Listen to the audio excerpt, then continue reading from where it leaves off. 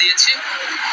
এছাড়াও এই জুলাই ফাউন্ডেশন, জুলাই শহীদ স্মৃতি ফাউন্ডেশন সহ সরকারের যে সকল কমিটিতে আমি ছিলাম, এই সকল কমিটি থেকে আমি সাথে একই সাথে ইস্তফা আমার হচ্ছে। মূলত এক গণ অভ্যুত্থানের প্রেক্ষিতে 8ই আগস্ট আমরা গণ অভ্যুত্থানের প্রতিনিধি হিসেবে প্রথমে 2 জন এবং পরবর্তীতে আরও একজন 3 জন অন্তর্বর্তী সরকারে দায়িত্ব নেই অন্যান্য উপদেষ্টাবৃন্দের সাথে।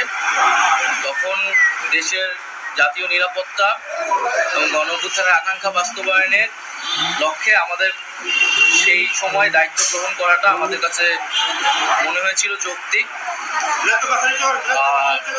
গত 6.5 মাসের প্রেক্ষিতে সরকার কাজ করছে, হয়তো আমরা আশানুরূপ ফলাফল এখনো পাইনি, কিন্তু আমার কাছে মনে হয়েছে যে সরকারের একটা স্ট্যাবিলিটিতে সরকার এসেছে এবং ব্যক্তিগতভাবে সরকারের বাইরে যে দেশের বর্তমান যে পরিস্থিতি, সেই পরিস্থিতিতে একটি রাজনৈতিক শক্তির উত্থানের জন্য আমার রাজপথে থাকা প্রয়োজন, ছাত্র জনতার কাতারে থাকা প্রয়োজন এবং আমরা যে গণতান্ত্রিক পরিবর্তনের আকাঙ্ক্ষা করি সেই আকাঙ্ক্ষার জন্য এবং আমার যে গণ অভ্যুত্থানে যে ছাত্র জনতা অংশগ্রহণ করেছে সেই শক্তিকে সংহত করতে আমি মনে করেছি যে আমার সরকারের থেকে আমার সরকারের বাইরে রাজপথে আমার ভূমিকা বেশি হবে এবং আমার বাইরে যারা আমাদের সহযোদ্ধা রয়েছেন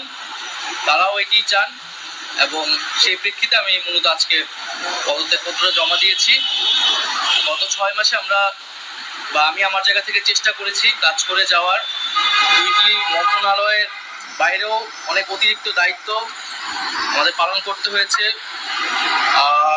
আমরা চেষ্টা করেছি এবং মন্ত্রণালয়গুলোতেও আমরা কিছু কাজ করেছি, সেই কাজের ফলাফল হয়তো সামনে জনগণ পাবে। 6 মাস খুবই কম সময়, তারপরও আমি হয়তো চেষ্টা করেছি আমার কাজ আর ফলাফল সেটা জনগণ মূল্যায়ন করবে। তো আজকে থেকে মূলত আমি সরকারের কোনো দায়িত্বে নেই, এটি মূলত বলার জন্য আপনাদেরকে আজকে